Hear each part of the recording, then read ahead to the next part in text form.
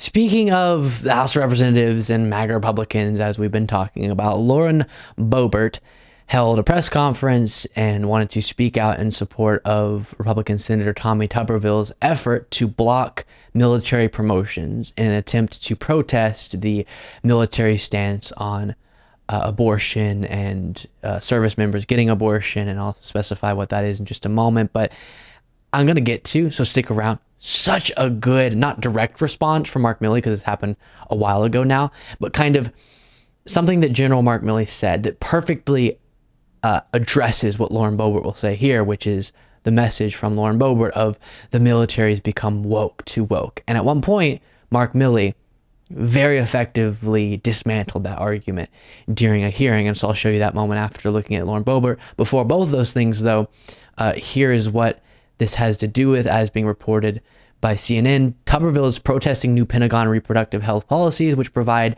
a travel allowance to service members and their dependents who must cross state lines to get an abortion because of where they are stationed. And this came into place, of course, after Roe v. Wade was overturned. So with that being said, here's Lauren Boebert supporting Tommy Tuberville and saying that the military is too woke.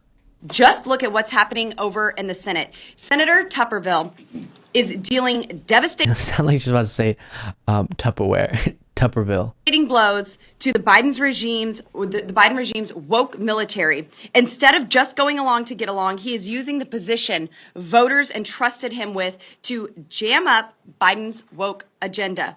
I am proud to stand with his efforts, and I know the American people stand with him as well. Okay, so instead of me responding, I'm not in the military. I don't know, is the military too woke? We'll let a general respond. This was a couple years ago now, but it was already an accusation. The military, CRT, woke, woke, woke. Kind of the only thing now that Republicans talk about. And Mark Milley very effectively responded during a hearing. Take a look at this. Comment on that? Do you remember what your line of questioning or thought was there? Sure. First of all, on the issue of critical race theory, et cetera, I'll obviously have to get much smarter on whatever the theory is. But I do think it's important, actually, for those of us in uniform to be open-minded and be widely read. And the United States Military Academy is a university. And it is important that we train and we understand. And I want to understand white rage, and I'm white, and I want to understand it. So what is it that caused thousands of people to assault this building and try to overturn the Constitution of the United States of America? What caused that? I want to find that out. I want to maintain an open mind here, and I do want to analyze it. It's important that we understand that, because our soldiers, sailors, airmen, Marines, and Guardians, they come from the American people. So it is important that the leaders, now and in the future, do understand it. I've read Mao Zedong. I've read Karl Marx. I've read Lenin. That doesn't make me a communist. So what is wrong with understanding, having some situational understanding about the country for which we are here to defend? And I personally find it offensive that we are accusing the United States military, our general officers, our commissioned, non-commissioned officers, of being, quote, woke or something else because we're studying some theories that are out there. That was started at Harvard Law School years ago, and it proposed that there were laws in the United States, antebellum laws prior to the Civil War, that led to a power differential with African Americans that were 3/4 of a human being when this country was formed. And then we had a Civil War and Emancipation Proclamation to change it. And we brought it up to the Civil Rights Act in 1964. It took another 100 years to change that. So look I do want to know. And I respect your service, and you and I are both Green Berets. But I want to know.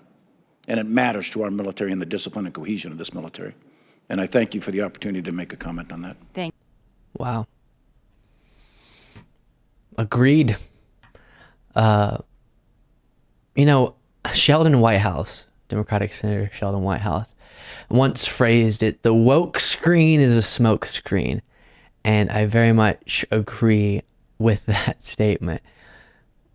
It seems like the kind of rawest form of, and the most overt form of the distraction, the constant distraction that we talk a lot about. And when you really don't have clear policy positions, and that gets, you whittle that down to its core, you get this woke freak out from the right wing. where there's just not much left as far as policy positions. Trumpism and MAGA, whatever was left just got smushed by the GOP and or by MAGA within the GOP. And now there's not much left as far as real meaningful policies that they want to debate and discuss and push for. And so instead, it's this constant fight against the nebulous term that they can't even define. And I'll show you another example of this. Kevin McCarthy saying this. To have the culture war amendments in the conference version, and the second falls down in the Democrat-led Senate's hands. What message is the House sending to the Senate with this bill? Just focus on the military. Stop using taxpayer money to do their own wokeism. A military cannot defend themselves if you train them in woke. We don't want Disneyland to train our military. We want our men and women in the military to have... Okay, now I'm getting kind of annoyed. Think about all of the military members. He just said we don't want Disneyland teaching our military. In a sense, that's offensive to all the people who are actively getting trained, getting taught. They're not Disneyland teaching our military. They're hardworking, attaining knowledge, trying to be the best military members they can, and the leaders are trying the best that they can in most cases to lead effectively and teach the correct things that will allow the military members to be effective in the field and all of that. And to wave that all away as a way to attack President Biden's actually sort of sickening, aggravating, and offensive, I think, for those who are serving their country.